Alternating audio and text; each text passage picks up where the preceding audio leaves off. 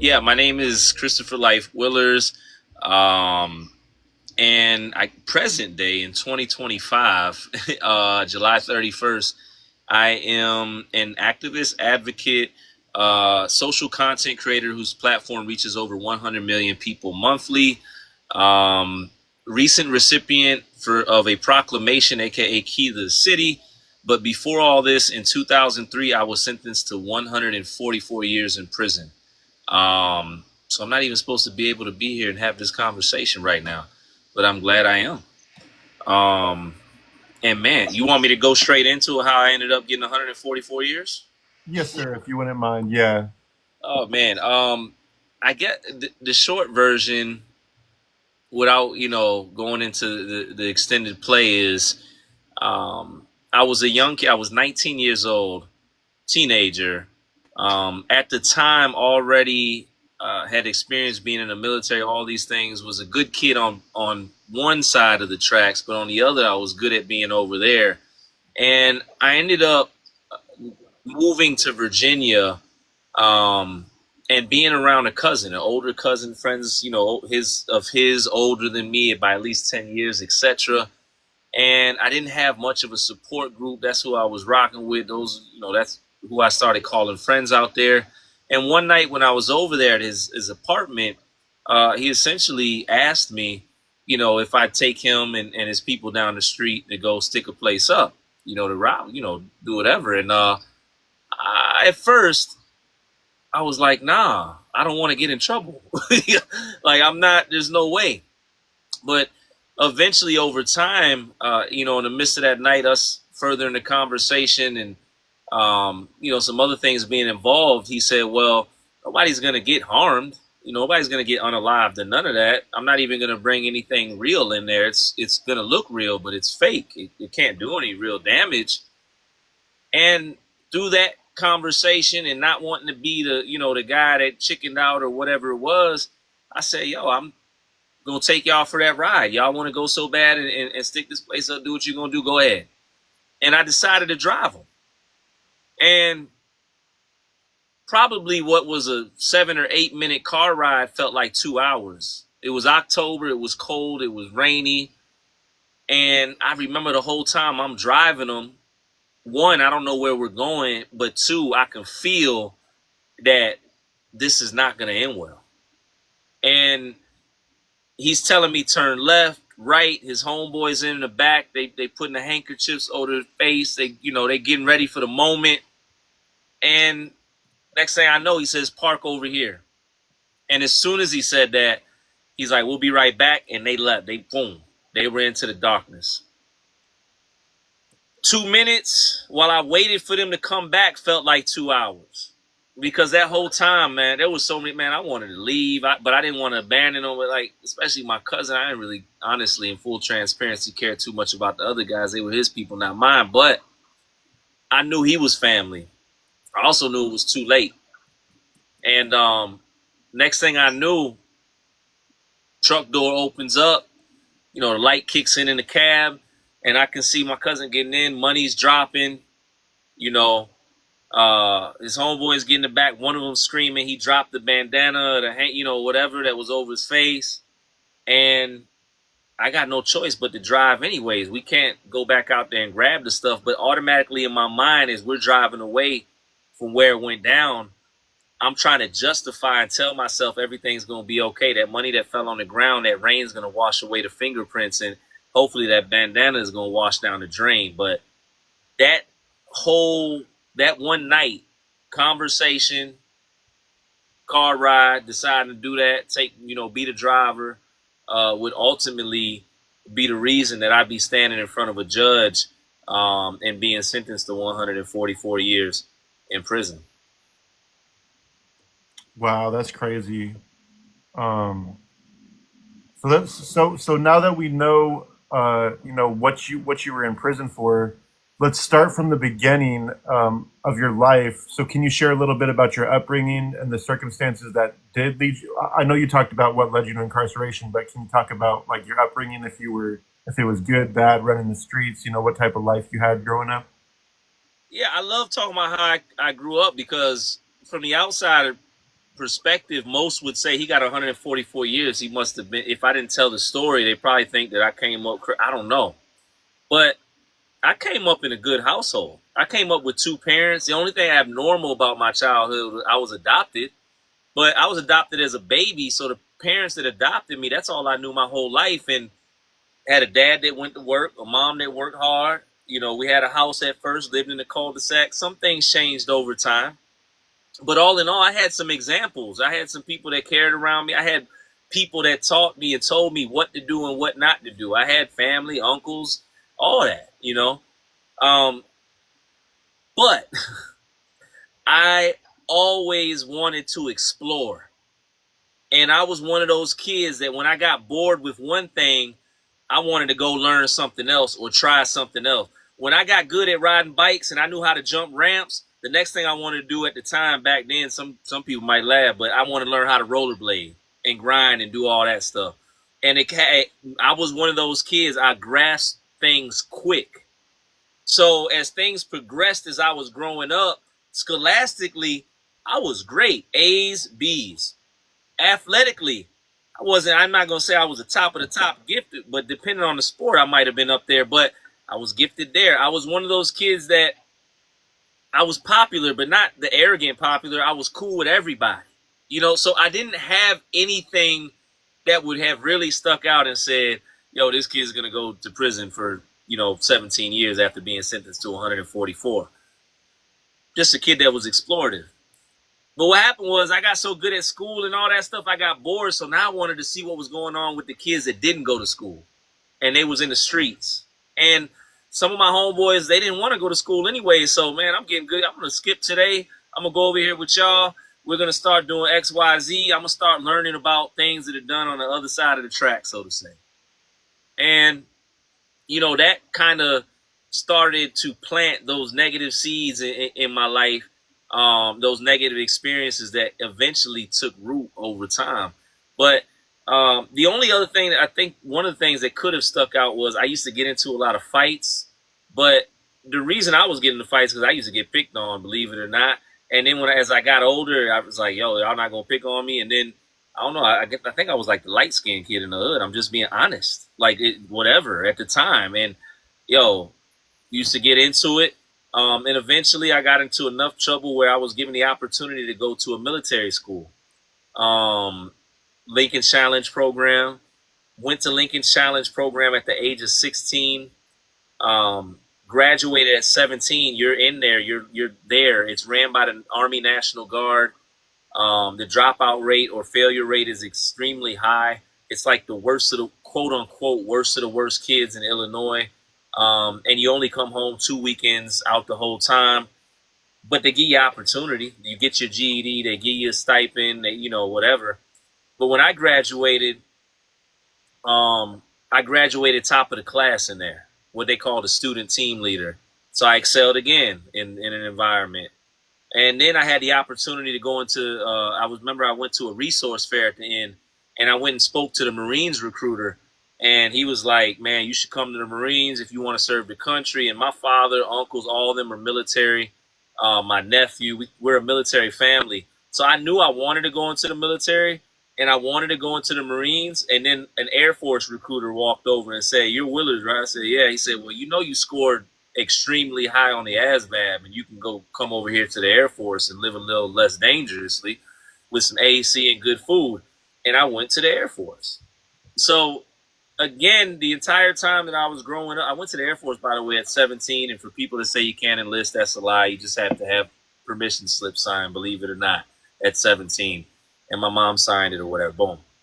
But again, I was excelling. I was good at but I was still on both sides of the track. When I was in the military, once I got through basic and I was in tech school and living in Cali, every opportunity I got to get off base, I was in the hood. Like one of my homeboys was from Compton. We out there, we learning whatever. I just started to gravitate towards the street life. I didn't never want to be like 100% immersed, but I was one of them part-timers, if you will. And you know what happens? If you part-time in the streets, you're going to end up full-time in the pen. I believe that. You know what I'm saying?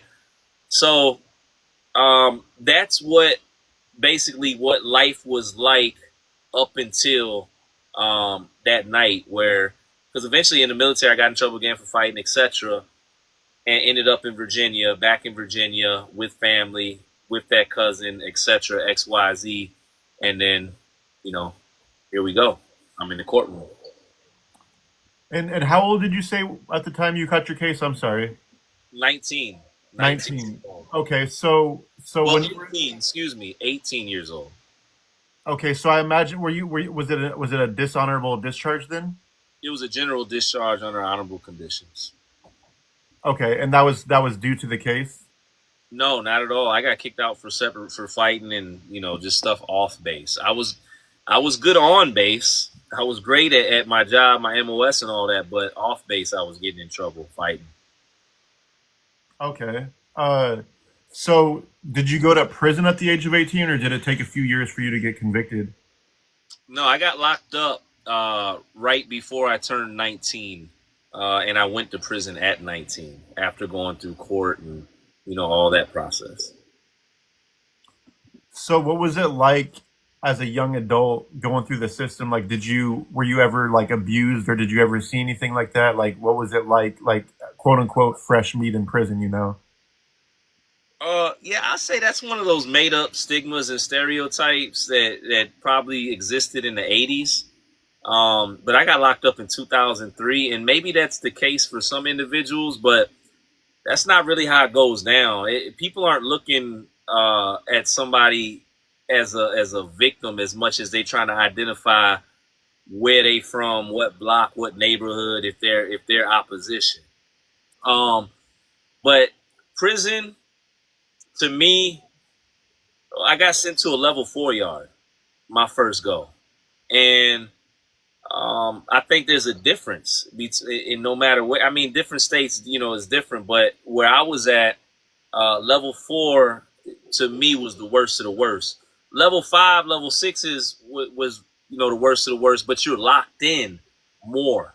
It's more controlled movement. A level 4, you out to sell a little bit more, um, more opportunity for things to go left. And my first goal was at Sussex 2 State Prison, which is shut down now. As I always say, thank God. Anybody that's ever been there, I feel for you, but I'm glad we made it out. But Sussex 2 was very much, man, it was a terror dome, man. It was torture. It was one of those environments where when you rode up on the prison bus, you would see the cement and barbed wire, and you knew there was nothing around this thing except for the other prison, Sussex 1, right across the street for a few miles. And even if you could find a way to get up off here, you were never gonna make it through the woods. It was a place where you knew this was it. And the first thing or first place of trauma when it comes to prison for me is pulling up, visually seeing that. But when the guards were saying, get off the bus now, and you're shackled at your wrist to your waist to your ankles, you're trying to move fast. They're making you move fast. The shackles are beating your ankles up. All of this. And then they lead me into a room as they did the other men one by one. And, they told us we had to get out the jumpsuit, everything else. And they put a camera on us. And, I used to watch years later or the videos or documentaries and some of the horrible images that came out about Guantanamo Bay. And let me tell you something. That's what that reminded me of. You're surrounded by guards, and they're just circling you with a camera. And what they're doing is they're trying to identify tattoos, etc., to see if you're, in a car or you're whatever, STG. But the way that they did it, to be told to squat and cough in front men is very dehumanizing and all that. And for the individual to say, well, that's what you signed up for. Yeah, maybe I did when I broke the law. You're right. When I decided to drive but it don't mean that it's not what it is. You know what I'm saying? We just want to be clear. But that was the next form of trauma or what I felt. And then once we got through that part and they let us onto the yard, it was July. It was hot.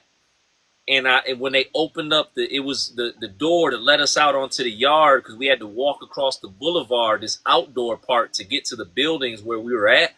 it felt like they opened the door to the Coliseum and we were being let out amongst a bunch of warriors.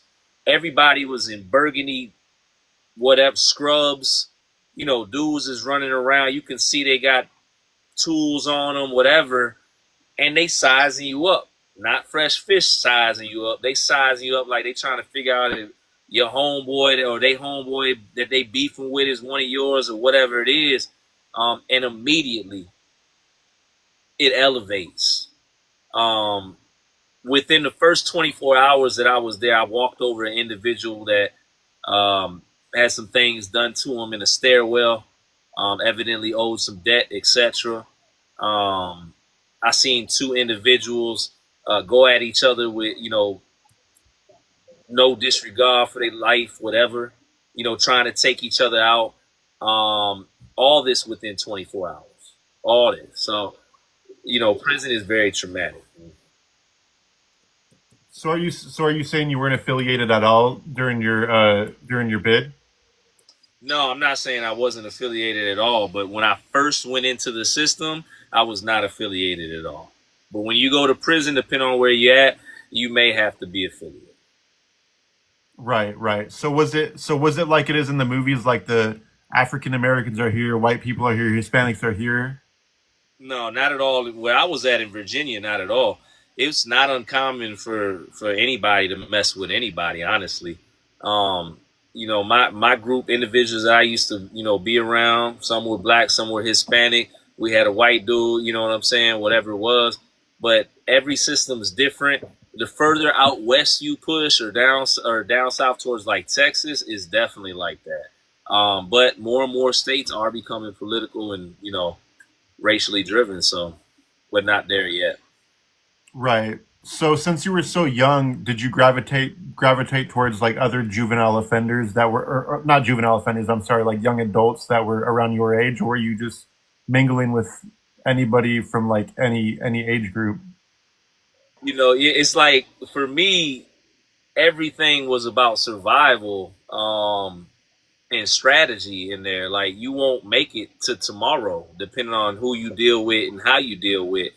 So I never went looking to make a friend in there. But if things organically came about, then yeah. But that being said, no, it's not about. It wasn't about age for me as much as it was about respect, and knowing that this individual right here weren't going to try to take my head off and potentially might have my back if somebody else did. Um, yeah, prison is a place where um, who you deal with, who you associate with, is definitely going to have a big impact on how you do time. Right. So with so much time on your hands, how did you maintain hope and purpose during your time behind bars? I didn't. Um, I maintained discipline. There was plenty of times where I didn't. I don't know how often I had hope in prison. Like I always had hope I'd get home, but there was plenty of times where I was like, I might not make it. But what I did have was discipline. I had discipline every single day to get up. I had discipline to get up and work out. I had discipline to exercise my mind. I had discipline to stay grounded in certain things. But that was over time. The first part of my bid, I didn't even think about freedom, hope, none of that. Like I was thinking about how I was going to eat, how my people was going to eat, how we was going to make the next move, whatever it was. As I got older in there, it was all disciplined through because man, prison will beat you down mentally to the point where you're dealing with things like, at least like me, I was dealing with depression and anxiety. I had times where I wanted to potentially not be here. Like it's a lot. It's overwhelming. But as long as you got discipline in prison and you keep pushing, taking that when you don't feel like doing the right things in there and programming and whatever, eventually you'll get out that door. So speaking of discipline, did you have enough discipline to where like you wouldn't overreact or not overreact? I'm sorry, react when like they were try to punk you out any way, shape, or form? I'm gonna say, man, I was blessed. I never really experienced that, and I'm not. I'm never, definitely not one of those guys that gets up here and tries to like over embellish. But not one of those guys that gets up here and tries to like over embellish. But I only experienced one time at the beginning of my prison sentence and one time at the end of my prison sentence. And I would say I have absolutely, at that time, I had absolutely no control whatsoever. Not at all. And maybe that's why I only ran into those two situations twice.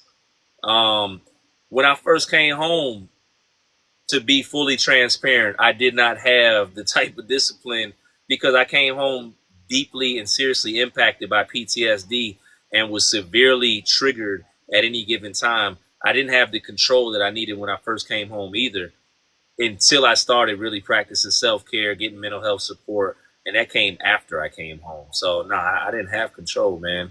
That's probably what kept me safe in there, honestly. Right. Was there any type of mental health help in there? I know I hear from other prisoners that it's pretty much a joke, and you don't get it if you're like like serving a long sentence.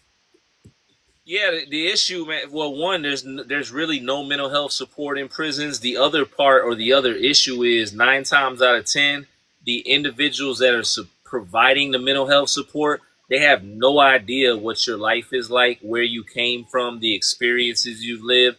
So the support that they're able to provide is cold. It's disconnected. It's out of a book.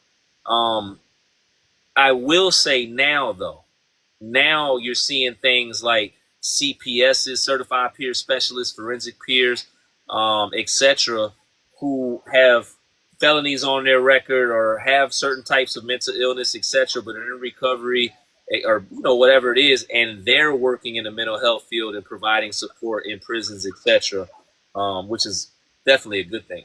But no, mental health support is a joke, and I would have to say that it's on purpose. I mean, we've been screaming for years mental health support, addiction support, etc. Especially when you look at the data and says that the majority of individuals that are incarcerated are based off of mental illness or addiction, but those are the two places where you do not see support. And ironically enough, knowing that prison is a business, it makes sense to them that they don't provide support there. So that's the reality of the situation. Right. Yeah, it's very sad because there's a lot of people in prison that are severely mentally ill, and now that we're shutting down mental hospitals, they go to prison, unfortunately, and a lot of them don't make it there, or they get taken advantage of. Absolutely. Absolutely.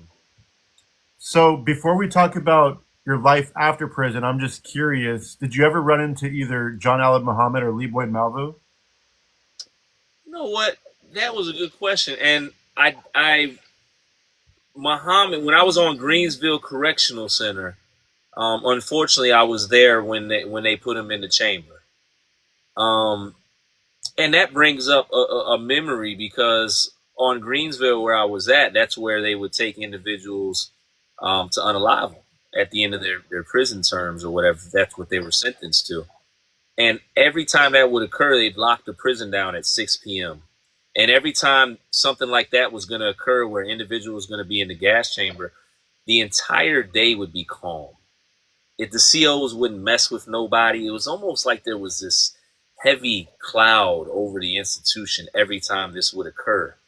And this day, when it was his turn, um, the difference was we looked out the window and there was news and vans and crowds, and because this was a big thing. And I also want to say, prior to me being incarcerated, I was out there in the Fredericksburg area, etc., where they were doing some of the things they did, and it was like a full circle moment because I had remembered when they were trying to get into the line, and those were one of the moments where it kind of woke me up as well. I was like, man, I could be in there, but or going that way if things were worse. But I do got a chance at going home. So that was a good question, man. So how did you escape your inevitable death sentence in prison? So it wasn't. It was 100. The actual sentence was 144 years in prison, all suspended, but 19. Oh, okay, Um, okay. Yep. So in the Commonwealth of Virginia, you have to do 85% of your time, and 85% of 19 years. I ended up doing a little bit more, but I ended up doing 16 years, 11 months. Um, I think I was supposed to go home originally August 2019. I ended up going home January 2020. a few months later or whatnot.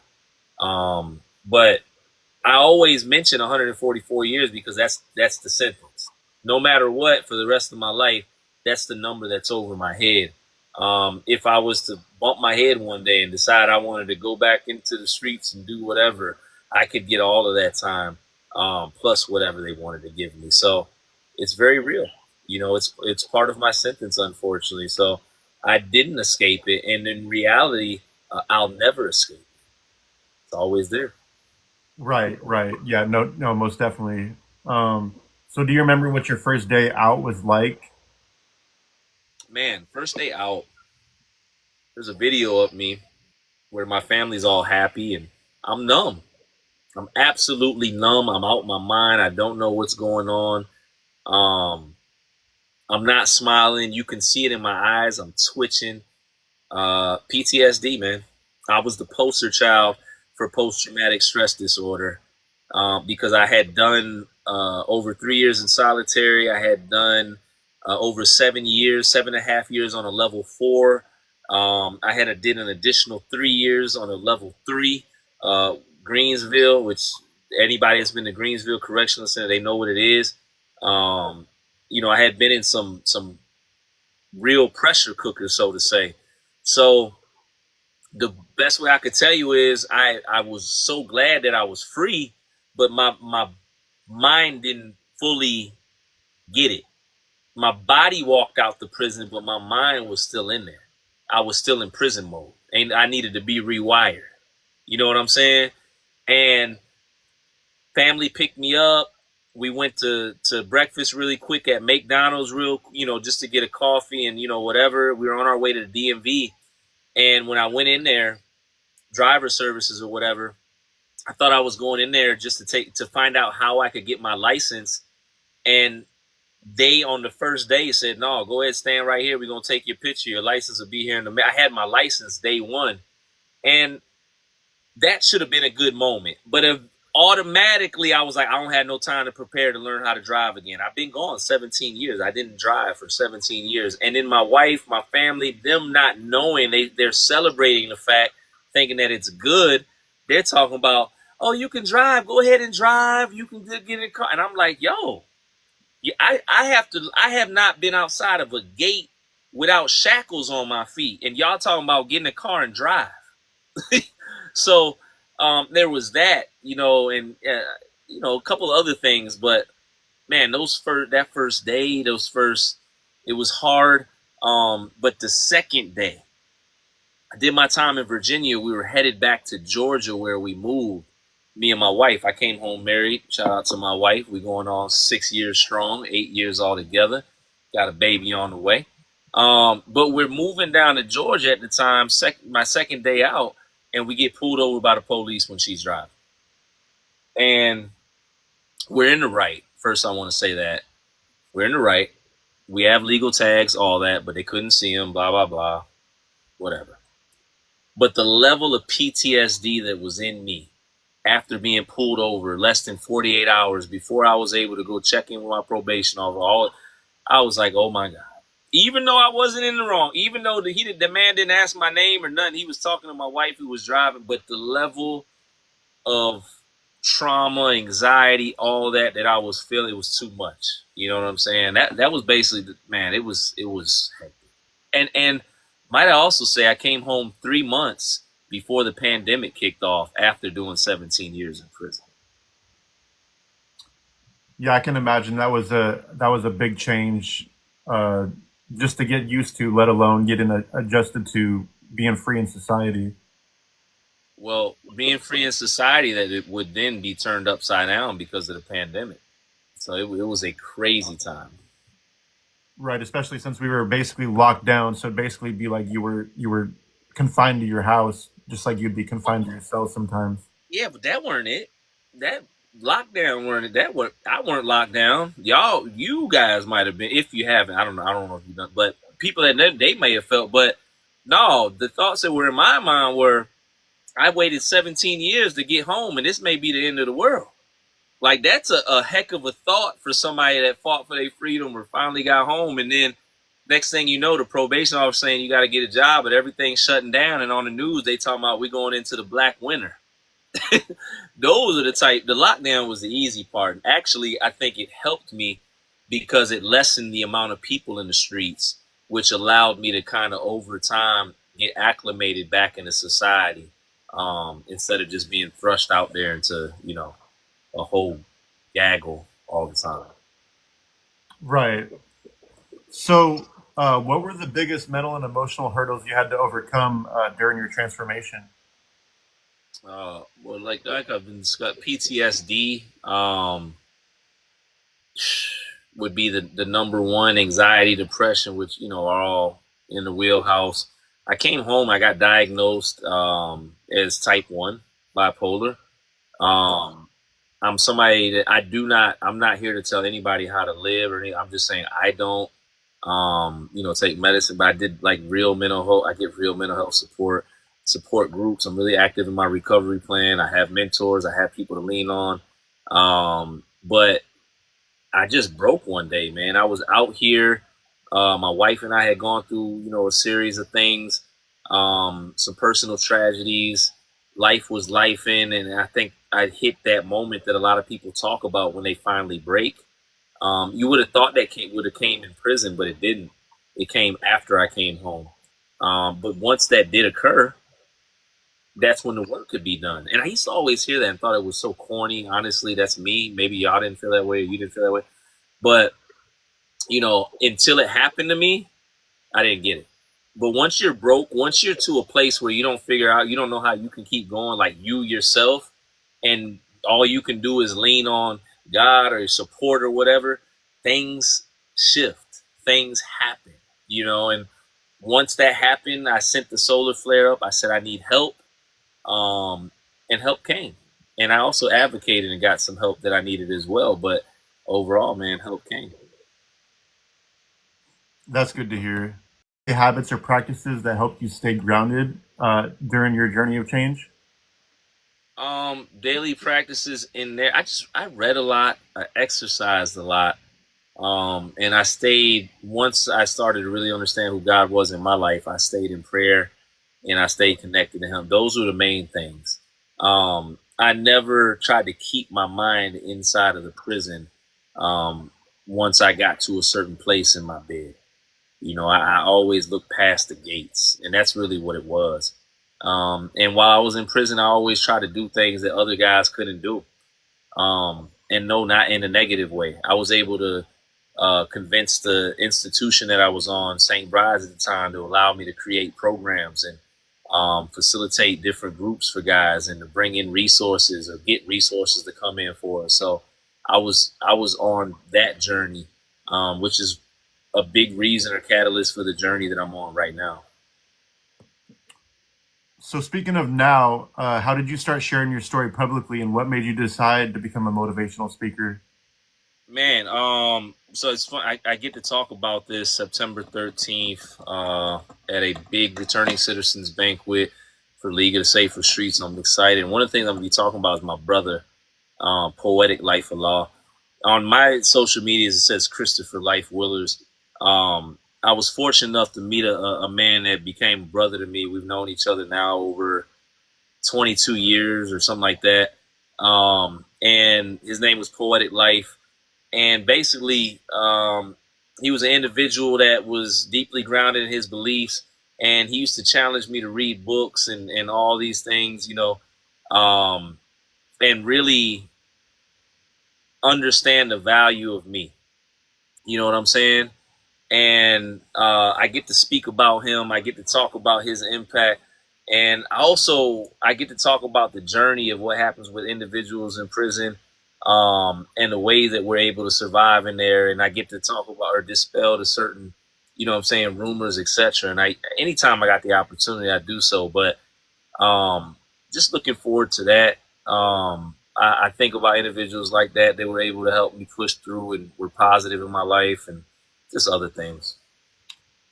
Somebody just asked in the comments, were you in prison reading the Bible? Yeah, towards the second half of my bid, I was definitely in prison reading the Bible. And I most definitely say, I'm big on not telling people what to believe. I'm just telling people what I do.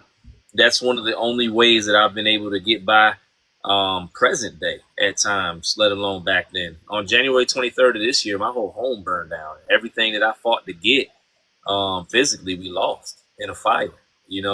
And be honest with you, got it all back. Plus, um, and I say that because out the fire, um, about to be a father. Out the fire, we got our home restored, whatever it is. But I know it's God, and I know the importance for me, of staying in the Word. Well, congratulations on becoming a father. I'm a father as of 2 years now, and it's definitely the biggest change and the biggest blessing in my life. That's It's what's up. amazing. Thank you, man, for those words. I appreciate it. Congratulations to you, man. Thank you, thank you. So, what's your overall message when you speak to audiences these days? Man, my overall message is stay free. Stay free is it's a call to action. Stay free, it doesn't just mean stay free of prison. It's to stay free of the grave, not just the physical grave, but the mental one as well. You know, um, fight for that life that you deserve, and experience the things in this life that you should. And know that whatever ceiling, mental prison, whatever, that you can break past that. But that's really it, man. Keep God first and stay free. Don't allow yourself to be boxed in by stereotypes, conditions, etc. That's why a lot of us end up in prison. That's why a lot of us end up in the grave, because a lot of us, we're choosing to be in bondage. We're choosing to get in the cuffs. We're choosing to get in the grave. We're choosing to get in the prison. And we should be choosing to stay free. Is that same message tailored towards like at-risk youth, or is your message universal? That message is a universal message to the world. And when we talked about the Bible, the Bible speaks specifically about freedom, and freedom is a gift that can be guaranteed to all. So when I say free, that's the next level. I want people to know the God that I know. But step one, it's anybody can be free, and if you know that, that's what we need. We've done our part there, because that'll take root. But what does freedom mean to you? And fight for that. That's a good message. Thank you, man. So, what's the most memorable response you've received from somebody who's heard you speak? Memorable response. Just recently, last week, I was able to speak at the Never Scared 2025 conference in Detroit, Michigan. Well, just right outside Detroit, with Pastor Jay Moss, and his church. And I was able to speak or hear some that their loved ones went and got mental health support because of posts that I've done.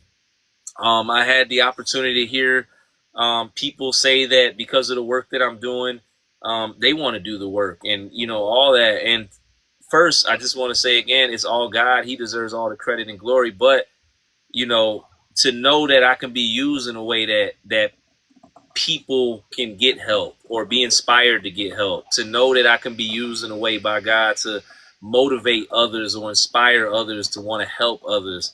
That's the biggest blessing for me. Like that really hit me. So that was memorable, and I've had so many memorable moments. I run into people now, and I'm fortunate enough. I'm in the airport, I'm in the grocery store, whatever it is, and not speaking in a moment, but people stopping me, asking me, "Can we get a picture, man? Something you said, it changed me," or it could be the message that I get on Instagram or somewhere that says, "Yo, I didn't get in the car that night. I stopped gangbang," whatever it was. So man, there's countless moments, and I really am grateful because, man, like I said, I'm not even supposed to be here. Considered what's going on. Right. So, do you believe everyone, and this includes like lifers and people on death row, has the capacity for transformation no matter their past? Do I believe everybody has the capacity for transformation no matter their path? According to the Bible, I'm keep going back to the Bible because my understanding could never surpass that of God. According to the Bible, everybody has the ability to ask for salvation, change, etc. So transformation to me means just that. Um, But on just terms of being, humans or whatever, I will say this: the individual has to want to. I will also say that some people are prison abolitionists. I'm not, because I do know monsters exist. Um, because I've seen some. I've looked some of them in the eye. So at the end of the day, what I'll say to you is, I think everybody can, but everybody doesn't want to transform. Some people are just fine operating in the dark and you know being with the chaos. Right. So, what advice would you give to people who feel like they're trapped by their past mistakes, or feel like they're trapped in the present moment of like gang banging or something that they feel like they can't get out of? Man, I tell you that I'm somebody that got sentenced to 144 years in prison. I did 17. And since I've been home for 5.5 years, I've opened up a school here. I've started a successful nonprofit, et cetera, blah, blah, blah, blah. You can Google my name, all that. But what I'm really saying to you is, if I can do that, y'all can too. As long as there's time, because time is the most valuable thing you'll ever have, and that's why it's imperative to stay out of prison or the grave, because once you're in there, you're no longer in control of those things. Could be gone altogether, but as long as there's time, there's opportunity to change. But you got to start praying, you got to start strategizing, and you got to start advocating for yourself, or getting yourself connected to people or situations that could lead you to a better life. Even in prison, there was positive people in an environment, like my brother Jefferson Ellie, aka Poetic Life, that I was able to connect to, or Freddie Williams. There was people in there fighting for their freedom. Get around those people that don't want to be living in a suffering place that you want to escape from, and together you'll find a way out. And if you're alone, then just start praying and focus on strategy and pray for strategy so you can get out that situation. But there's no situation that you can't necessarily get out of, because when you ask, I'm somebody that left the lifestyle of being a gang member in prison. Does that happen all the time? No. Is that an easy thing? No. But it was possible, and it happened. Everybody's situation is different, but you got to first have the true desire to 100% change. And that's what I'd say. So, how do you think we as a society can better support people who are trying to re enter society, or who are re entering society after being in prison for so long? Man, push past stereotypes.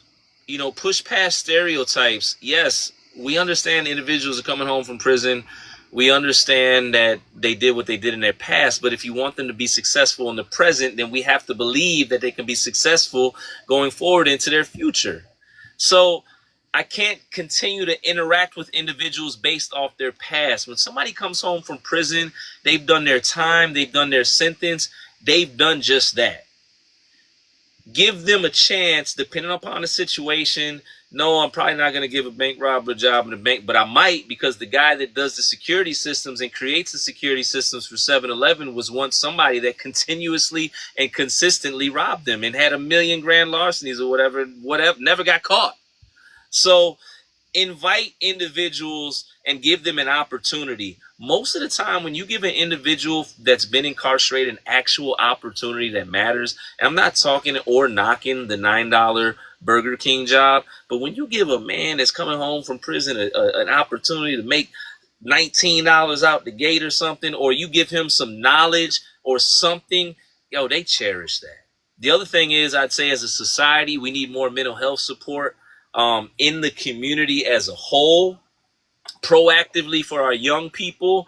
If we can identify what types of mental illness our young people are dealing with in the hood, then guess what? We can proactively start dealing with it as a community and keep them from going to prison. And we want to have real mental health support. We should, as a society, for those individuals coming home from incarceration, because no matter what, and this is to anybody that may be watching this, even if you don't agree with the people that are like you, they don't deserve second chances. The majority of people that are in prison are coming home, and some of them are coming home to a community near you, or they're going to be working at the grocery store at night when you walk in the parking lot, etc. So you probably want them to have rehabilitative services for, if not the sake of them, well, at least for you and the nice communities that you live in that probably are gated. But guess what? If we don't get them support, they'll probably figure out how to get inside those too. So speaking of rehabilitative services, other than mental health treatment, of course, in prison, what changes would you like to see in the prison system to make it more rehabilitative rather than just punitive? I would like to see an actual rehabilitative environment. There's exceptions to the rules. There's a prison here, a prison there that's abnormal and outside, but the majority of prisons are just warehouses. One of the biggest lies that was ever told to society is that prisons are rehabilitating people. They're not. There's not one man that's coming home rehabilitated from prison that didn't have to decide individually and independently that they wanted to be rehabilitated. I have yet to see a program in 99% of the prisons, because I'm one of the individuals that gets to travel and go into prisons and institutions nationwide. I have yet to see an actual tangible program that assists an individual when it comes to rehabilitation. Most of it is surface level stuff to appease the government or the taxpayers, and it's all a joke.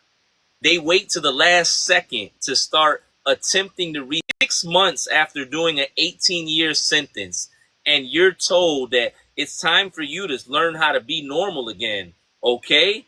That does not happen. That individual has gone through 17 months or 17 years of direct trauma, warfare, pain, and everything else. So one of the things that should happen is actual rehabilitation and input from those that were formerly incarcerated, actually start the rehabilitative process when the individual gets locked up at the gate. Rehabilitation should start on immediately. And prisons shouldn't be just warehouses. They should be program field based. There should be different things implemented in the environment so they can feel human versus monster like. Because many people go to prison humans, but they return monsters. Yeah, I agree with you 100%. I talked to a serial unaliver right in prison, and he says they lock us up 23 hours a day. They give us brown stack lunches. They don't want us to be monsters, but what do you expect when they lock us up 23 hours a day? Like, we're supposed to just be nice and play along with staff and other inmates. And I agree with him 100%. And it's the biggest hypocritical statement that's ever been made. I see it every day because I'm a content creator. That's what you guys deserve. That's what they're not thinking that thought through.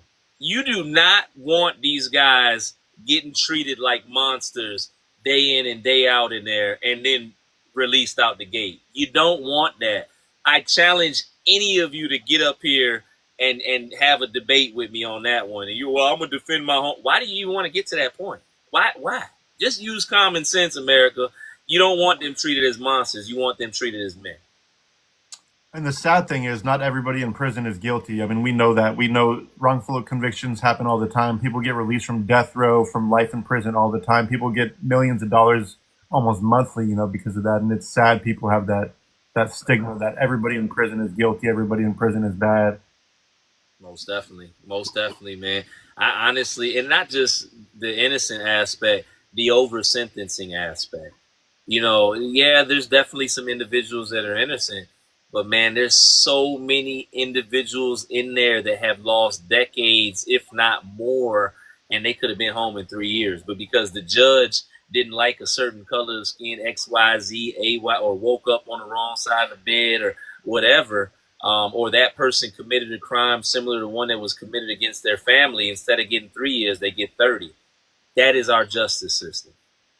Right. And speaking of wrongful convictions, I was at I didn't attend it, but I was at a wrongful conviction conference in Seattle not that long ago. I didn't attend it, but I met a few people. I met a man by the name of Richard Phillips. He did 46 years and some change, wrongfully convicted. And you know what he was doing? You know what he was plotting to do when he got out? He wanted to unalive the man who was responsible for the crime that put him in prison, which I think is really sad that he lost almost more than half of his life, and he wanted to make things right by getting the guy that put him in there, which I think is. Yeah, man, mental health. I can only imagine sitting in there for 46 years, every second, every time that clock ticked, and you knew that you weren't the one that did it, and you lost your life.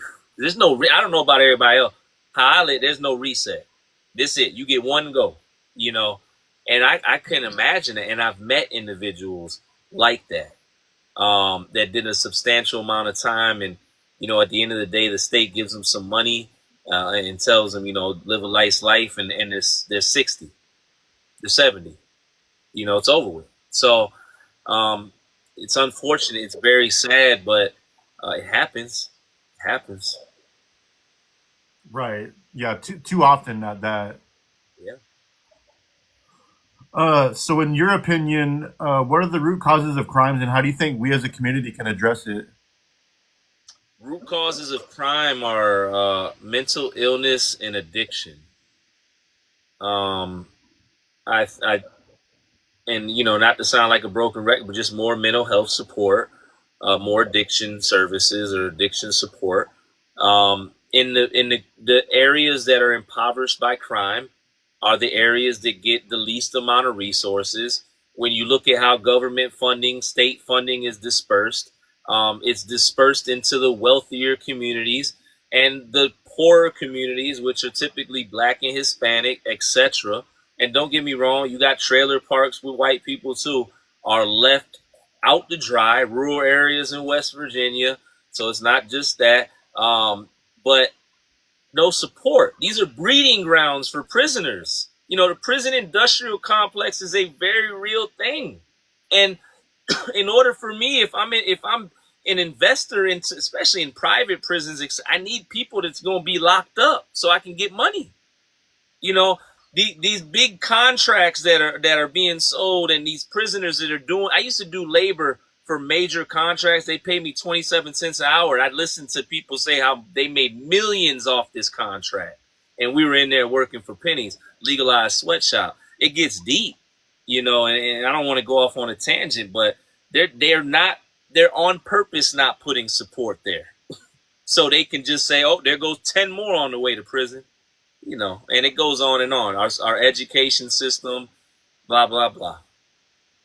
Right. Right. Yeah. I think there's so many different things we can do to help people not get there, but unfortunately, they don't care until it's too late. Yeah, yeah. Until it impacts them or their family, or. Right. Exactly. So, if you could speak to your younger self, say a day before all this happened, what would you say to make sure you didn't go out that night? Oh man, don't go. Don't be a leader, not a follower. The thing is, I'm not bitter about 17 years in prison.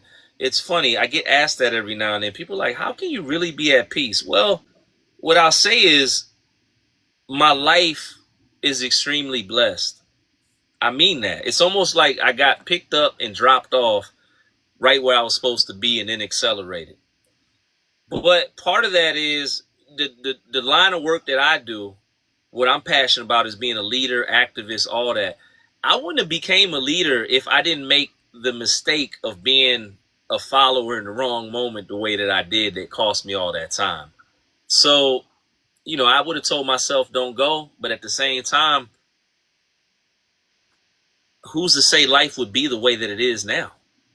I got a blessed life. Who's to say I'd be able to help thousands, millions? And I say this in the most humble way because this is God. I'm just a vessel, but who's to say? If I didn't go, I wouldn't be able to just experience the life that I'm able to live now. Not justifying it, but just a thought that every now and then does come about. Right. So, what do you hope people mostly remember about your story? Um, I think no matter what, I just want people to remember that I fought through. Anytime, and it's fun. My story has been in front of people now through social media. I've shared for some years now, and they've seen me go through some crazy, come home from prison, tragedy with the family, um, house fire, tornado, and every single time I thank God that He gave me enough strength to fight through. And that's all I want. I really take pride in, if you're tired, look at me. I'm tired too, but we're gonna fight through. And that's really it, man. I just want people to see a fighter, man. So, to round this out, my last question I have for you is how can people get involved in helping others like you turn their lives around? Yeah, I would say to help system impacted people turn their life around, advocate for them. If there's information that you know that they can apply to their life to make it better, if there's resources you can connect them to, if there's an opportunity in employment, any of these things, man, it's just that it's getting into other rooms that maybe they've never been in before. I'm so grateful for the people in my life that have been to prison, and I'm so grateful for the people in my life that have never been to prison. Because all in all, through, but those are just some of the things. All right. Well, I appreciate you taking the time today to talk to me. And I'm so happy that you're using your platform for good and not trying to glamorize prison or gang life or anything like that. I really appreciate. And yeah, I'm just educating and never glorifying, but I really want people to know what prison is and the impact it has on the individual, the families. And I'm also a victims advocate. So if anybody sees my content, definitely not disregarding victims, man.